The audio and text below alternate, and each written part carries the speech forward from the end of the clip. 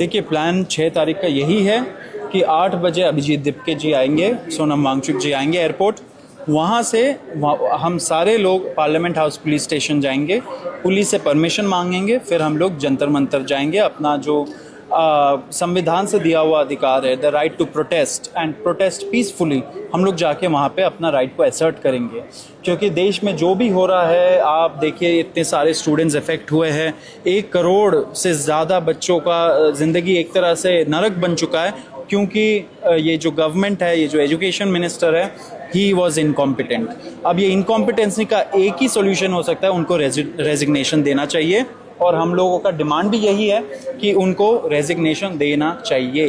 Permission जो मांग रहे हैं वो कितने दिन के लिए मांग रहे हैं, क्या मांग रहे हैं? क्योंकि आप लोगों का परमिशन देने से अगर इस्तीफा नहीं होता प्रोटेस्ट होने से, तो फिर उसके बाद का क्या प्लान है? देखिए, प्रॉब्लम यही है कि हम लोग सारे ना जब ऑर्गेनाइज करना चाहते हैं या कुछ करना चाहते हैं, ये जो छोटे छोटे रूल्स हो जाते हैं, बना देते हैं, जिससे लोग अपना बात ही ना रख पाए। अब जब हम लोग ये सारे चीज़ें डिस्कस कर रहे हैं, आप मुझे पूछ रहे हो कि परमिशन का, लेकिन हमें जो डिस्कस करना चाहिए वो ये है कि ये 1 करोड़ बच्चों का क्या, इनका भविष्य का क्या होने वाला है, इंस्टेड ऑफ दैट कि ये जो, क्योंकि पुलिस के पास जब हम लोग जाएंगे, ऐसा तो है नहीं कि उनके पास पावर्स नहीं है कि वो उसी टाइम हमें अलाउ कर दे या ना कर दे, ऐसा तो उनके पास पावर है। वी आर सेइंग कि आप पीसफुली हम लोगों को करने दीजिए प्रोटेस्ट, हमारा कॉन्स्टिट्यूशनल राइट है। अगर आप ये बोलते हो कि हमारा जो कॉन्स्टिट्यूशनल राइट है, संविधान से दिया हुआ अधिकार है, जिस पे डेमोक्रेसी बना हुआ है, उसको हम एक कोई रूल निकाल देंगे, बोलेंगे कि 30 दिन का नोटिस दीजिए, उसके बाद ही आप कहीं जाइए 10 से 5 बजे तक,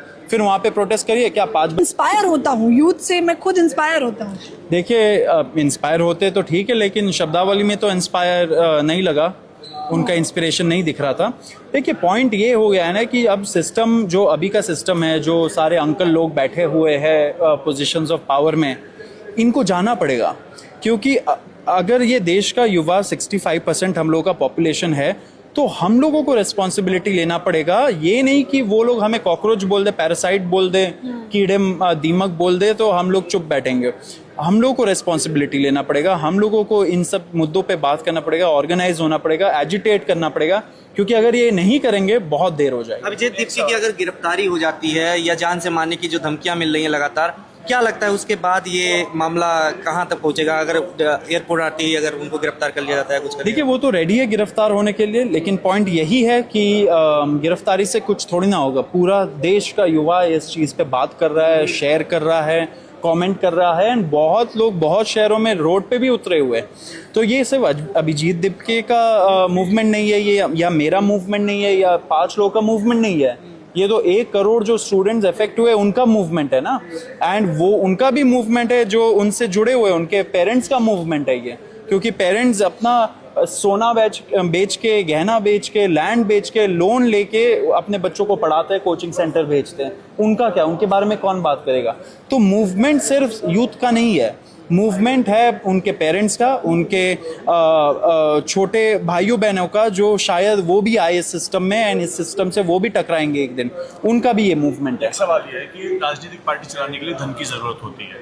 आज जो आपने प्रोग्राम किया उसके लिए भी एक फाइनेंशियल की जरूरत है, रिसोर्सेज की।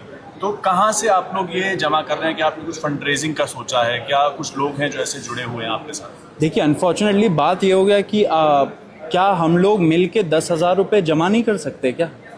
ये अगर 300 रुपये का पोस्टर है, 300 रुपये नहीं है क्या हम लोगों के पास? अगर हमें यहाँ तक कैब लेके पहुँचना था तो 200 रुपये नहीं है क्या हमारे पास? इंडिविजुअली ही कर रहे हैं आप? सब इंडिविजुअली करें, सबका साथ है और सबका प्रयास है, एंड यही होना चाहिए। क्योंकि जब ये फंडिंग के चक्कर में हम लोग पड़ जाएंगे, फिर वो लोग डिस्क्रेडिट कर देंगे। अभी तक ऐसा कुछ भी नहीं है हम लोगों का, सब लोग अपना प्रयास कर रहे हैं, अपने हिसाब से जितना टाइम डिवोट कर सकते हैं। देखिए, कोई भी मूवमेंट में कुछ लोग 24 घंटे दे पाएंगे, कुछ लोग 18 घंटे, कुछ लोग 5 घंटे दे पाएंगे। तो सब लोग अपना प्रयास कर रहे हैं, एंड पैसे का भी यही है। पैसे का तो इसमें कोई है ही नहीं चीज़, क्योंकि जंतर मंतर जाना है, मैं 100 रुपये ऑटो वाला को दे के पहुँच जाऊँगा, तो उससे ज़्यादा थोड़ी ना हम लोग को कोई जॉर्ज सोरोस बोल रहे हैं, पता नहीं कहाँ से बोल रहे फंडिंग आ रहे। क्यों चाहिए मुझे 100 रुपये जॉर्ज सोरोस का? नहीं चाहिए मुझे। नहीं, कौन नियुक्ति कर रहा है आप लोगों की? आप पत्रकार हैं, आपने संगठनों में काम किया है, अब आप एक राजनीतिक पार्टी का हिस्सा है, उसके प्रवक्ता है। क्या आपको लगता है डिफरेंस ऑफ ओपिनियन जैसी कोई चीज़ है किस चीज़ में आपके पत्रकार होने में और एक राजनीतिक पार्टी को ज्वाइन? देखिए, ये तो यूथ मूवमेंट है, ये कोई राजनीतिक पार्टी तो बिल्कुल नहीं है।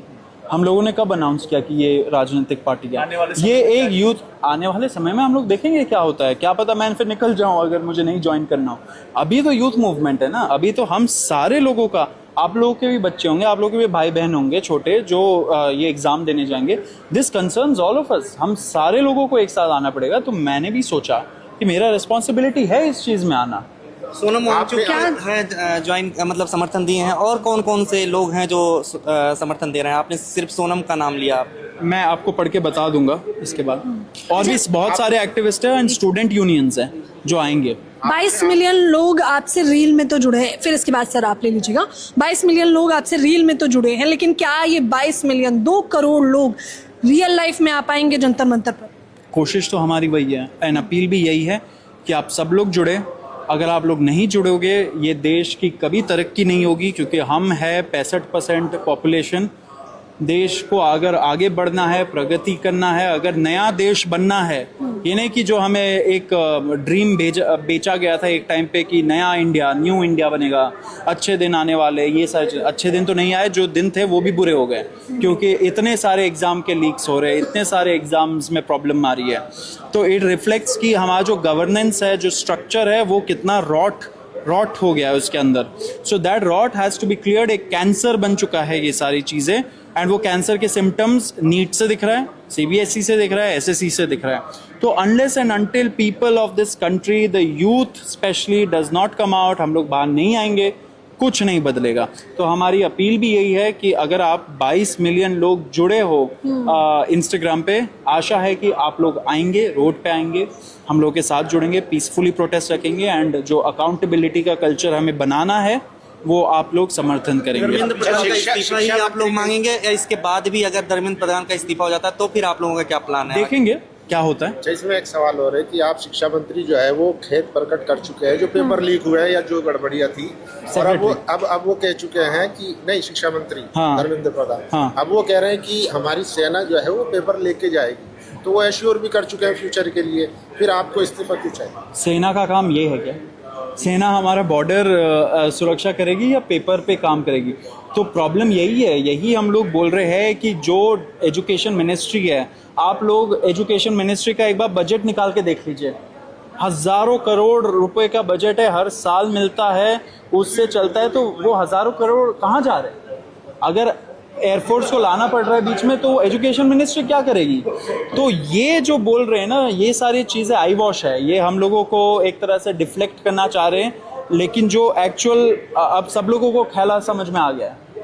आपको लगता है कि सरकार का जो ट्रैक रिकॉर्ड रहा है, चाहे कितने मूवमेंट हुए हैं, सीए का हुआ, किसान हुआ, सरकार कभी भी बैकफुट पर नहीं गई, अपवाद छोड़ दे तो ऐसे में लगता है कि चंद कॉकरोच जो है सरकार को घुटनों पर ला सकते हैं, उनको इस्तीफा दिलवा सकते हैं। देखिए, ये कोई बैटल तो है नहीं, ये कोई जंग पे तो हम लोग नहीं जा रहे कि वो हार गए, वो पीछे हट गए, हम पीछे हट गए, ऐसा वाला चीज़ तो नहीं है। हम लोग तो देश की जनता है, हम लोगों ने वोट करके उनको भेजा है, हम सब ने वोट किया है। हम लोग सब चाहते हैं कि इस देश की तरक्की हो। तरक्की तभी होगी जब नेक्स्ट फ्यूचर जनरेशन है उनके साथ अच्छा होगा, उनके इश्यूज़ को रेज किया जाएगा, उनके प्रॉब्लम्स के बारे में बात किया जाएगा। अगर वही नहीं होगा तो देश की प्रगति कैसी होगी? तो ये कोई बैटल नहीं है कि सरकार बैकफुट पे गई, सरकार बैटल हार गई, सरकार एक स्टेप पीछे चले गए, हम 2 स्टेप पीछे चले गए, वो 6 स्टेप साइड चले गए। ये नहीं है। This is not how democracy should be looked at. अगर लोकतंत्र है तो जवाबदेही है, as plain and simple as that. लेकिन आपके साथ एक नैरेटिव भी खड़ा किया जा रहा है, बीजेपी के समर्थक या आइडियोलॉजी को मानने वाले कह रहे हैं कि अगर कॉकरोच आए तो उनके लिए हिट भी है हमारे पास। आपने बयान भी सुना होगा, कुमार विश्वास, उन्होंने साफ बयान कहा। कुमार विश्वास जी का तो आप उनका हिस्ट्री निकाल के देख लीजिए तो समझ में आ जाएगा आपका कि उन्होंने ऐसा कमेंट क्यों दिया है। लेकिन पॉइंट मेरा यही है कि हिट मार देंगे तो आप 65% यूथ को हिट मार देंगे, तो ये कौन बोल रहा है? ये कैसे लोग हैं? दिल्ली पुलिस प्लीज़ इनको जाके अरेस्ट करिए, जो भी बोल रहे होंगे ये चीज़। क्योंकि अगर हिट मारना है, अगर वो सोल्यूशन लग रहा है तो आप डिक्लेयर कर दीजिए। प्रेस कॉन्फ्रेंस वैसे भी नहीं करते, प्रेस कॉन्फ्रेंस करके डिक्लेयर कर दीजिए कि हिट मारेंगे हम 65% पॉपुलेशन पे। कह रहे हैं कॉकरोचेस है तो हिट का समाधान भी है, हिट भी हम लोगों ने रखा हुआ है। वही तो बोल रहा हूँ मैं कि प्रेस कॉन्फ्रेंस करके बोल दीजिए कि जो 65% यूथ है इस देश में, उन पे हम लोग हिट चला देंगे, मार देंगे। प्रधानमंत्री का आप लोग इस्तीफा क्यों नहीं मांग रहे हैं डायरेक्टली? आप मतलब धर्मेंद्र प्रधान जी से ही। धर्मेंद्र प्रधान जी डायरेक्टली रिस्पॉन्सिबल है, वो इतने साल से एजुकेशन मिनिस्टर रहे हैं, तो जवाबदेही सबसे पहले उनकी बनती है।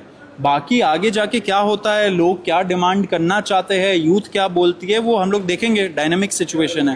अच्छा, इसमें आपके लास्ट क्वेश्चन है, इसमें आपके खिलाफ जो है नैरेटिव चलाया जा रहा है सोशल मीडिया पे, जैसे आपके पाकिस्तानी फॉलोअर बताए गए, और इसमें कोई फ्रिंज एलिमेंट नहीं था, बल्कि मिनिस्टर साहब भी कुछ इन्वॉल्व थे। तो इसको कैसे मिनिस्टर साहब किरण रिजिजू साहब ने ट्वीट किया था, तो इसको कैसे काउंटर करेंगे, इसको कैसे लड़ाई लड़ेंगे? क्योंकि पूरा कम्युनिकेशन जो है पूरा उनके कब्जे में है, मीडिया पूरा सरकार आप देखो एक तरह से कमेंट बाजी पे ही चल रही है। किरण रिजिजू का इसमें क्या लेना देना है? वो मिनिस्टर होंगे, भले अपना डिपार्टमेंट संभाले थे। हम लोग तो एजुकेशन मिनिस्टर से पूछ रहे हैं ना कि आप जवाब दीजिए, वो क्यों नहीं जवाब दे रहे हम लोगों को? तो ये जो नैरेटिव चलाया जाता है, ये हर कोई अच्छा मूवमेंट जब होता है पूरे दुनिया के इतिहास में देख लीजिए, कोई भी बड़ा मूवमेंट हो किसी भी देश में, उसके खिलाफ एक नैरेटिव चलाया जाता है, झूठे अफवाहें फैलाई जाती है। पाकिस्तान बोल देते 65% पॉपुलेशन हम लोगों का पाकिस्तानी है क्या? अभिजीत दिपके जी ने उन्होंने एक रियल टाइम स्क्रीन रिकॉर्ड करके अपने फॉलोअर्स का ज्योग्राफी